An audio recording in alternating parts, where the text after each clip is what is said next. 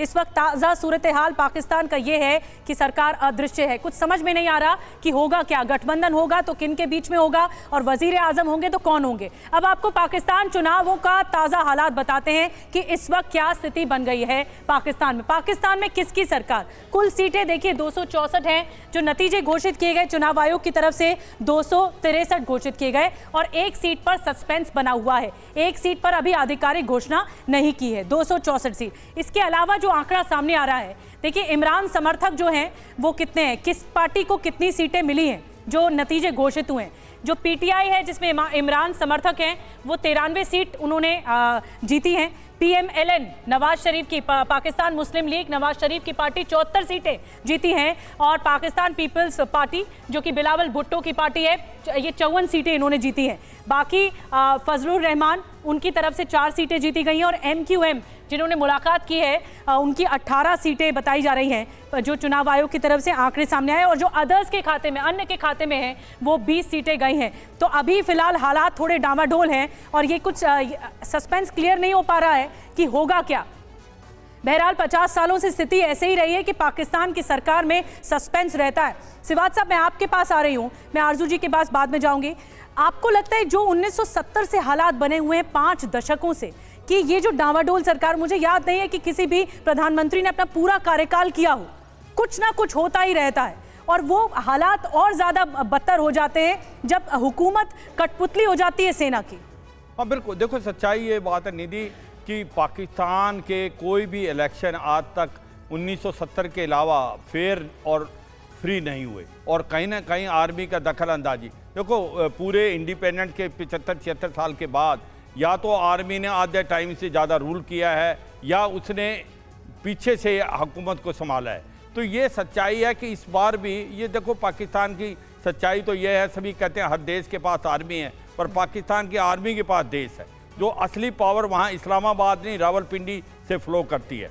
जो इस बार का रिजल्ट देखो उसके अंदर सबसे ज़्यादा सरप्राइजिंगली ये है कि जब एस्टेब्लिशमेंट चाहती थी कि इस बार वो नवाज शरीफ की तरफ थी, पीएमएलएन की तरफ और इसी प्रकार से पीपीपी को भी फायदा था, मगर वो अगेंस्ट थे पीटीआई के जो इमरान खान के इंडिपेंडेंट कैंडिडेट थे क्योंकि वो ना तो लड़ पाए स्टेट, उनका जो बैट का सिंबल भी हटा लिया था इलेक्शन कमीशन ने।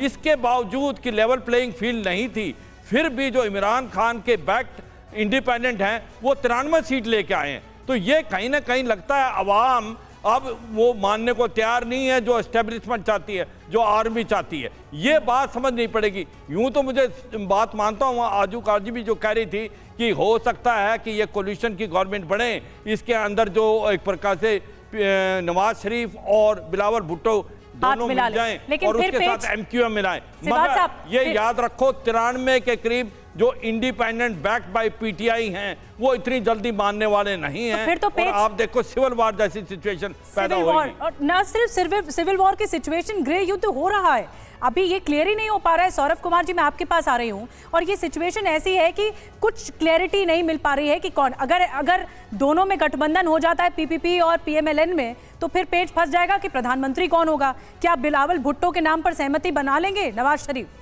आपको क्या लगता है? देखें मैंडेट तो दोनों में किसी के पास नहीं है। आपको पता है मैंडेट बेसिकली पीटीआई के पास गई है और ये जो आप नंबर्स देख रही हैं ना 93-74 ये मैसिव रिगिंग के बाद ये नंबर्स आए हैं।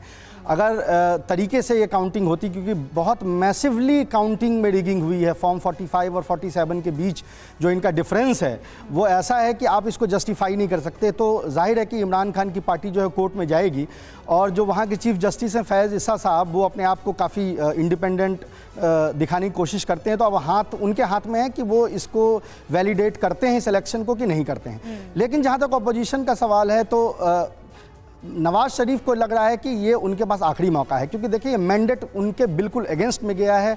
एस्टेब्लिशमेंट नवाज शरीफ को प्राइम मिनिस्टर कैंडिडेट एक तरीके से घोषित कर चुकी थी और चुनाव उस बिना पे हुए हैं।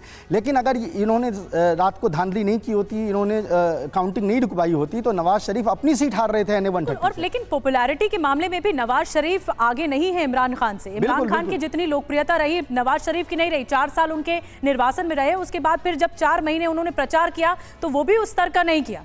मैं आऊंगी आपके पास। एक बड़ी खबर आ रही है, एमक्यूएम के नेता नवाज से मिलने लाहौर पहुंचे। ये इस वक्त की एक और बड़ी खबर, नवाज से मिलकर सरकार बनाने पर चर्चा हुई है। दूसरी पार्टियों को सरकार में शामिल करने पर भी चर्चा हुई है। नेशनल असेंबली में एमक्यूएम ने 18 सीटें जीती हैं। देखिए तस्वीरें आपको दिखा रहे हैं, नवाज शरीफ वेलकम करते हुए दिख रहे हैं एमक्यूएम के प्रतिनिधियों को, उनके नेताओं को। और जैसा कि आरजू काज़मी जी बता रही थी, एमक्यूएम का साथ रहता है, जो जीत रही होती है पार्टी उसके साथ रहती है। तो ऐसे में अब सवाल ये है कि पाकिस्तान में किसके सिर ताज सजने वाला है? आखिर मौजूदा हालातों में विकल्प क्या है? क्योंकि आप भी सोच रहे होंगे, आपके मन में भी सवाल होगा, ऑप्शन क्या है? अब हम आपको वो बताने जा रहे हैं, विकल्प क्या है। पाकिस्तान में 2 विकल्प हैं। देखिए इस वक्त पहला विकल्प क्या है? पहला विकल्प है कि PMLN plus PPP plus MQMM, ये अगर ये गठजोड़ हो जाता है, ये गठबंधन हो जाता है तीनों के बीच में, तो आंकड़े क्या कहते हैं? 74 प्लस 54 प्लस 18, 146 पर आंकड़ा पहुंच जाएगा, जो कि बहुमत से आगे 133 का बहुमत चाहिए। असर क्या होगा? नवाज शरीफ की सरकार बनेगी, इमरान पर शिकंजा और कस सकेगा, क्योंकि इनका गठजोड़ यही चाहता है कि इमरान खान पर शिकंजा कसा जा सके। अब दूसरा विकल्प देखिए क्या है। दूसरा ऑप्शन, PTI समर्थित प्लस PPP अगर जुड़ जाए, ये प्लस ये, अगर ये होता है तो आंकड़ा क्या पहुंचता है? 93 प्लस 54, 147 तक। ये भी बहुमत के आंकड़े से आगे है। असर क्या होगा? इमरान खान को कई केस में राहत मिल सकती है, उनकी सत्ता में वापसी हो सकती है, नवाज शरीफ को फिर पाकिस्तान छोड़ना पड़ सकता है। ये है। तो आरजू काज़मी जी, मैं आपके पास आ रही हूँ, आपने भी दोनों विकल्प देखे और सुने, आपको लगता है कि कौन सा विकल्प बेहतर होगा, पहला या दूसरा? देखिए अभी तो कुछ कहना जो है बहुत जल्दी होगा, लेकिन फिर भी लग यही रहा है कि इमरान खान के इतने ज़्यादा चांसेस दिखाई नहीं दे रहे। उनकी गवर्नमेंट अगर बनेगी तो वो KPK में ही बनेगी, और क्योंकि सारे लोग जो इंडिपेंडेंट कैंडिडेट्स हैं वो ज़्यादातर इमरान खान के हैं, लेकिन क्या वो इमरान खान के साथ रह पाएंगे? या जिस तरीके से बात की जा रही थी कि लाहौर में मीटिंग चल रही है नवाज शरीफ साहब की, जरदारी साहब की, और उसमें इंडिपेंडेंट जो कैंडिडेट्स हैं उनको खरीदा बेचा जाएगा, इस किस्म का जो हमेशा एक तमाशा लगता है पाकिस्तान में, क्या वो इंडिपेंडेंट कैंडिडेट्स? लेकिन आरजू काज़मी जी, क्या ये फीजिबल है, क्या ये मुमकिन है कि PPP और PTI के समर्थक उम्मीदवार जो जीत गए हैं वो आपस में हाथ मिला लें तो फिर तो बहुमत के आंकड़े तक पहुंच जाएंगे? क्या ये मुमकिन है? बिल्कुल मुमकिन तो सब कुछ है। पाकिस्तान की पॉलिटिक्स में आप किसी चीज़ को भी ये नहीं कह सकते कि मुमकिन नहीं है। यहाँ पे ऐसे ऐसे काम होते हैं जो कभी कहीं दुनिया में नहीं हुए होते, लेकिन फिर भी साथ यही लग रहा है कि इमरान खान की जो पॉपुलैरिटी बढ़ी है वो उनके जेल जाने के बाद बढ़ी है। उससे पहले इतनी पॉपुलैरिटी इमरान खान की नहीं थी। जब इन्होंने इमरान खान को जेल में रखा, फिर तरह तरह के जो केसेस बने, इसी किस्म से उन्होंने इमरान खान को आगे लेकर आए। तो लग तो यही रहा है कि इस वक्त नवाज शरीफ साहब काफ़ी परेशान नज़र आ रहे हैं और पीपल्स पार्टी इतनी ज़्यादा प्रॉब्लम में नहीं दिख रही।